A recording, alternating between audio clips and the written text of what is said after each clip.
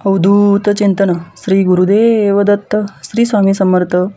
आपल्या चॅनलमध्ये सर्वांचे स्वागत. आजचा आपला विषय आहे गुरुपौर्णिमेच्या रात्री करा हे उपाय, माता लक्ष्मी होतील प्रसन्न. चला तर मग व्हिडिओला सुरुवात करूया. यंदा गुरुपौर्णिमा 10 जुलै रोजी साजरी केली जाणार आहे.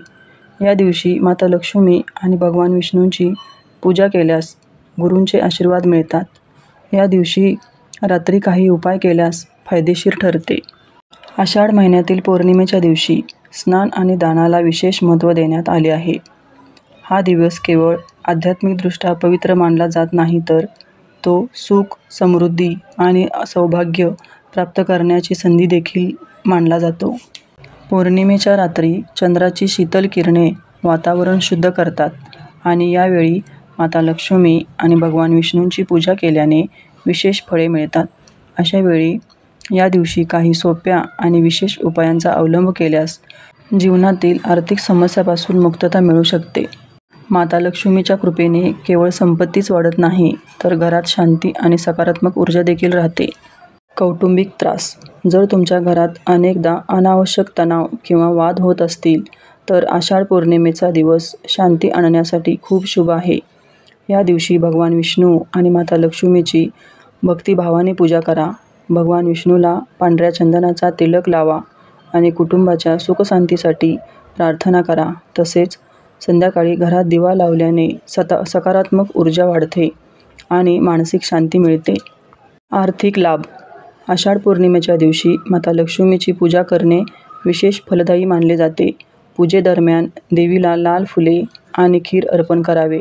या उपायाने पैशाशी संबंधित समस्या दूर होतात आणि आर्थिक स्थिती मजबूत होते.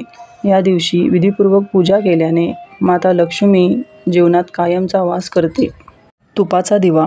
माता लक्ष्मीसमोर तुपाचा दिवा लावल्यानंतर लक्ष्मी चालीसा पठण करा. माता लक्ष्मीची पूजा मनोभावे करा.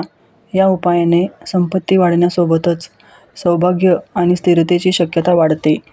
सत्यनारायण कथेचे महत्त्व. आषाढ पौर्णिमा किंवा गुरुपौर्णिमेच्या दिवशी भगवान सत्यनारायणाची कथा सांगणे खूप शुभ मानलं जातं. ही कथा नकारात्मकता दूर करते आणि जीवनात आनंद, समृद्धी आणि शांती आणते. म्हणून या दिवशी घरी सत्यनारायण कथेचे पठण करा. पौर्णिमेच्या दिवशी या वस्तूंचे दान करणे अत्यंत शुभ आणि महत्त्वाचे मानले जाते.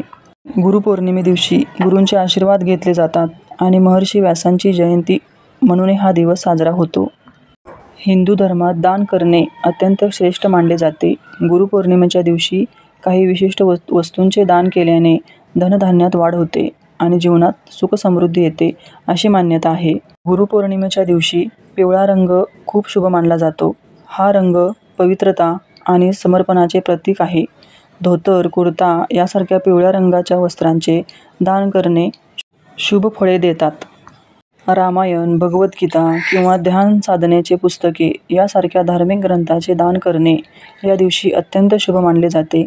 यामुळे जीवनात प्रगती होते, अशी धारणा आहे. गुरुपौर्णिमेच्या दिवशी फळांचे दान करणे खूप शुभ मानले जाते. याशिवाय अन्न आणि मिठाईंचे दान करणे देखील अक्षय पुण्याची प्राप्ती करून देते, असे म्हटले जाते. गुरुपौर्णिमेला चांदी किंवा ताम्रपात्राचे दान करणे अत्यंत शुभ मानले जाते. चांदीचा संबंध चंद्राशी आहे. चांदीचे दान केल्याने आयुष्य वाढते आणि सुख, सौभाग्य प्राप्त होते. या दिवशी आपल्या क्षमतेनुसार गुरूंना दक्षिणा म्हणून धन, वस्त्र, अन्न किंवा सोने चांदीचे दान करावे. जर मोठे दान करणे शक्य नसेल, तर एक छोटा लोटा पाणी, काही फुले आणि आदरपूर्वक प्रणाम करणे हे देखील सर्वात श्रेष्ठ दान मानले जाते. धन्यवाद. व्हिडिओ आवडल्यास लाईक, शेअर, सबस्क्राईब करा.